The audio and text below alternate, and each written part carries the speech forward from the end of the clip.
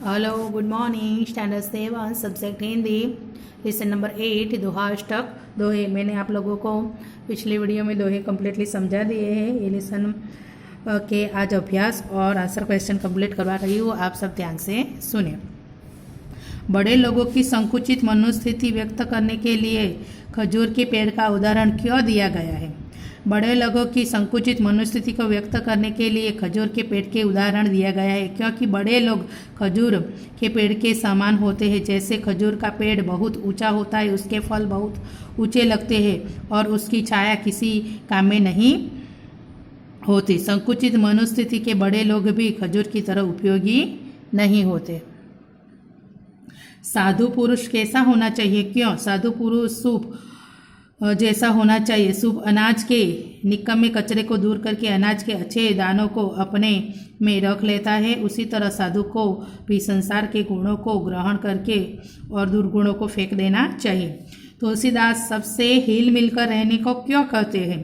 तुलसीदास जी सबके हिल मिलकर रहने को कहते हैं क्योंकि सबसे हिल मिलकर रहने से सबका भला होता है। जैसे नदी और नाव का सहयोग मुसाफिरों को नदी पार करवा देता है।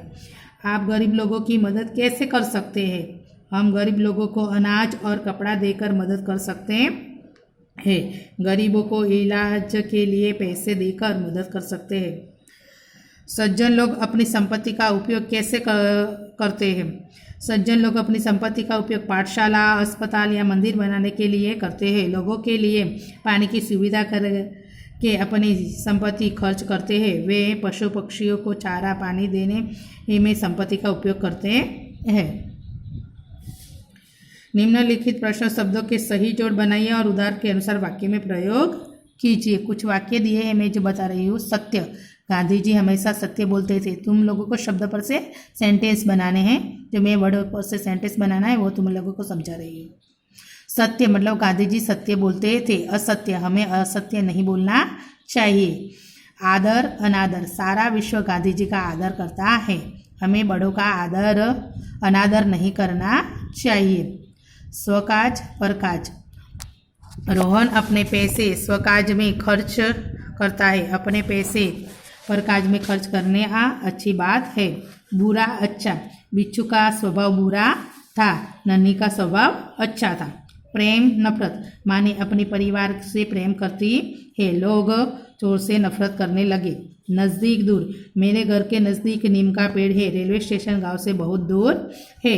मृत जीवित, मृत पशु की चमड़ी से जूते बनते हैं। साधु ने शेर को जीवित कर दिया। छोटा बड़ा, सुभाष का घर छोटा है, राकेश का घर बड़ा है।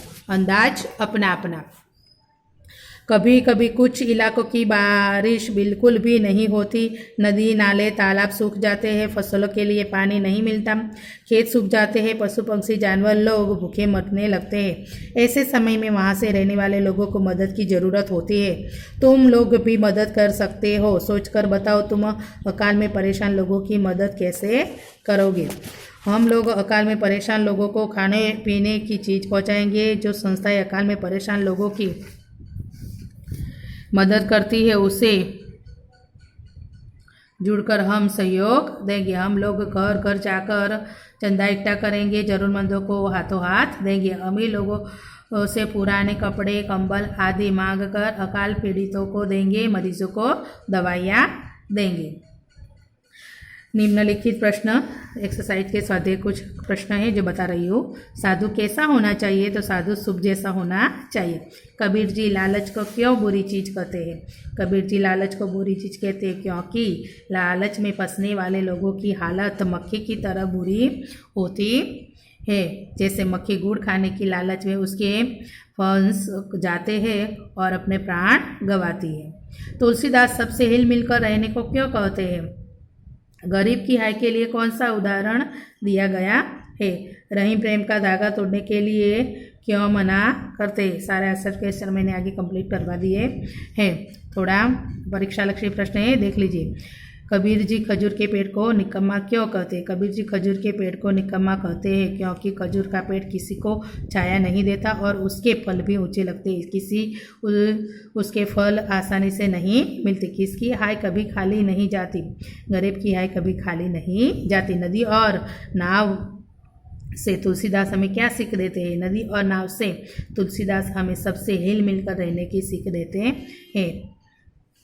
तो ये यहाँ हमारा लेसन यहाँ कंप्लीट हो जाता है। आप लोगों को एक्सरसाइज नोटबुक में 1 टाइम कंप्लीट लिख देनी है। Okay, thank you.